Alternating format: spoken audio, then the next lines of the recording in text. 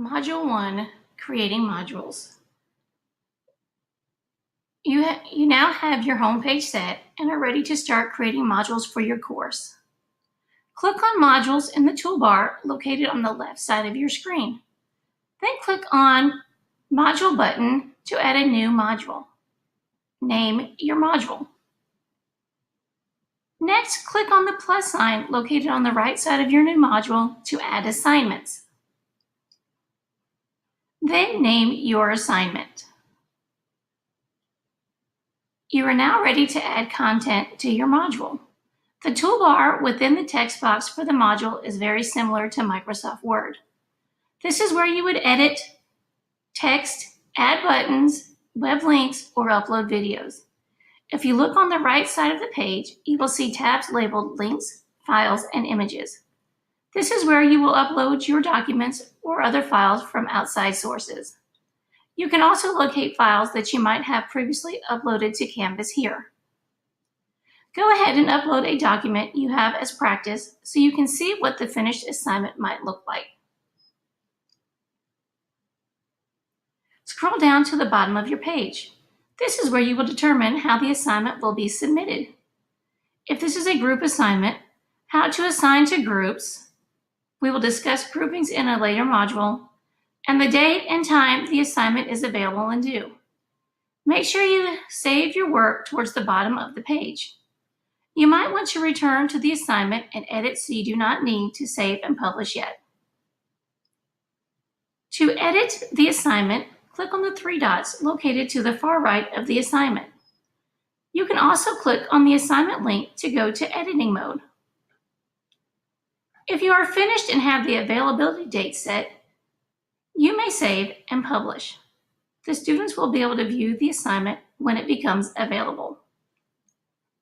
If you are unsure if it is published, look towards the top right-hand corner of your page for the green Publish button. One final step on publishing. Click the module link on the left-hand side of your screen.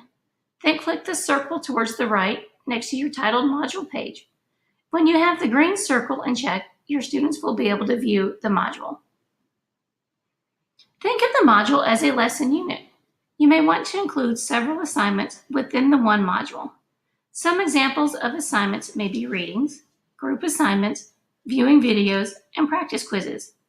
If your assignment requires students to submit a paper, you will need to create a Dropbox. Follow the procedures for adding a new assignment. Click New Assignment, name the assignment Dropbox and title, then click on the Indent one level arrow. Indenting the Dropbox makes it easier for the students to find the Dropbox within their list of assignments. Within the Dropbox, you will have a small text box to add instructions. You will also see the plus rubric button, which allows you to add a rubric. Besides having the rubric for students to view, adding it up front makes the grading process easier on yourself. You may either search for a rubric you have previously used or create your own. Add your criteria, then click the plus sign to add additional lines. Make sure you add a title to the rubric. This makes it easier to find if you want to use for a different assignment later. A helpful hint when creating rubrics in Canvas: you want to keep the ratings area to 2 columns with a range of points. You can always assign partial points to the students in the point column. You also want to describe the criterion in simple terms. You can add additional details, which shows as a quick link in the finished rubric. Following these 2 steps will make grading a lot easier. If you use long descriptions or a lot of rating columns, the rubric is harder to view and speed grader. Finally, after you complete the rubric, don't forget to save and publish. Settings. A few final notes for creating your course in Canvas.